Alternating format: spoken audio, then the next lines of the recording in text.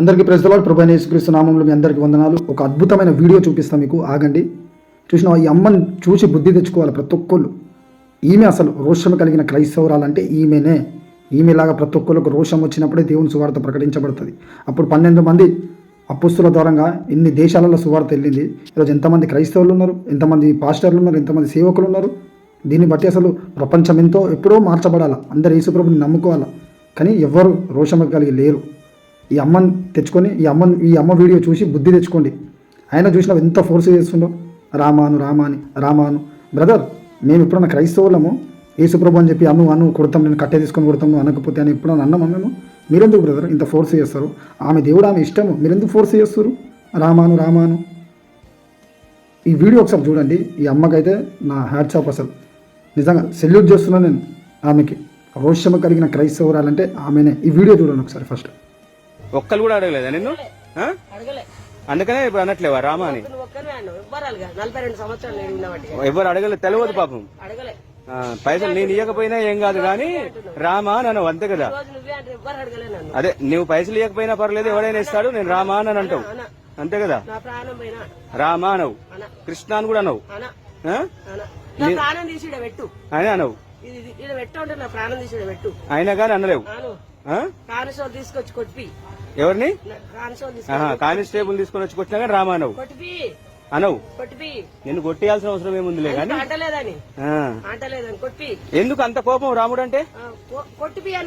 కొద్దిగా చెప్పరాదు, మేము కూడా తెలుసుకుంటాం, మేము కూడా వదిలేస్తామేమో. మరి కొద్దిగా చెప్పరాదు, మేము తెలుసుకుంటాం.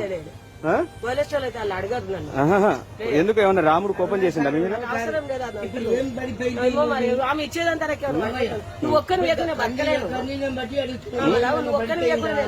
ఏమైంది? ఏమన్నా పడిపోయినా అర్థం కాలేదు. ఎవరితో అంటున్నావు? నాతో ఆయనతోనా? నీతో అంటున్నాం కదా మేము. ఏమన్నా పడిపోతున్నా? అసలు ఇప్పుడు నువ్వు మంచిగానే రామా చెప్పినావు కదా, ఇప్పుడే అంటున్నావు ఏమైంది? అంటున్నాం మరి అంతర్దేవుని అందరి దేవుని కలుస్తాము. నిన్నెవరన్నారు? ఇప్పుడు నువ్వు మంచోడివే కదా, నువ్వు మంచోడివే కదా. అంత కండిషన్ మాట్లాడుతున్నాం. ఆమె పరిస్థితి బాగలేదు. ఏం బాగలేదు? ఏం బాగలేదు? మగ చచ్చిపోయిన కాంటాక్ట్ మంచిగా లేదు. వాళ్ళు నేను చంపినా కానీ రామా అని అంటాను. ఎవరు చంపుతారు నిన్నలే కానీ? అయ్యయ్యో పాపం, మాకంత పుణ్యం పాపం వద్దులే. కానిస్టేబుల్ కొట్టినా ఏం కాదు.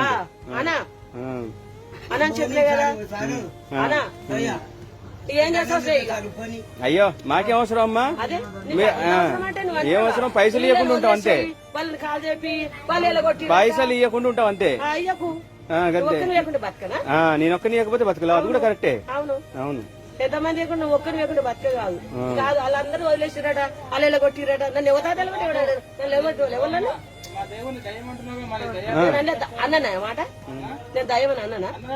నేను అనలే ఆ మాట. అట్లా అంటారు మరి, నా మీద ఎక్స్ట్రా అంటారు. ఇప్పుడు మాటలు మాట్లాడుతున్నారు వాళ్ళు. దయ్యమని భూతమని అన్నలు ఎవరు కావచ్చు చూడు, అలా మాటలు చూడు. చెప్తున్నాడా? ఎందుకు మరి? అయినా మరి ఒక మాట చెప్పు, సరే అడగవు గాని, మరి రామా నల్లలేనప్పుడు లక్ష్మీ నరసింహస్వామి రాముడు అన్ని ఆయనే, మరి ఆయన దగ్గర ఎందుకు అడుక్కుంటాం మనం చెప్పు? వాళ్ళు కానిసోళ్ళు పిలిపించి నేను ఎలగొట్టడం పక్క పెట్టు. అసలు మరి నమ్మని కాడ ఎందుకు నిలబడి? ఎవరైనా క్రిస్టియన్స్ దగ్గరికి వచ్చి వాళ్ళ తరం కాలేదు కదా ఎలగొట్టడానికి, నీ తరం అయితే ఎలగొట్టి. నాకేం అవసరం? నరసింహస్వామి ఎలగొట్టుకుంటాడు. నాకంత శక్తి నా తరం కాదా? నరసింహస్వామి తరం అయిద్దా? నువ్వు ఎలగొట్టి నాకంత తరం లేదులే గాని నరసింహస్వామి తరం అయిద్దా? వాళ్ళు ఎలగొడుతు, నువ్వు ఎందుకు పోలేదు? అది దయ్యమన్నారు. నరసింహస్వామి తరం అయిద్దా? నువ్వు ఎలగొట్టు అక్క. ఓకే, నరసింహస్వామి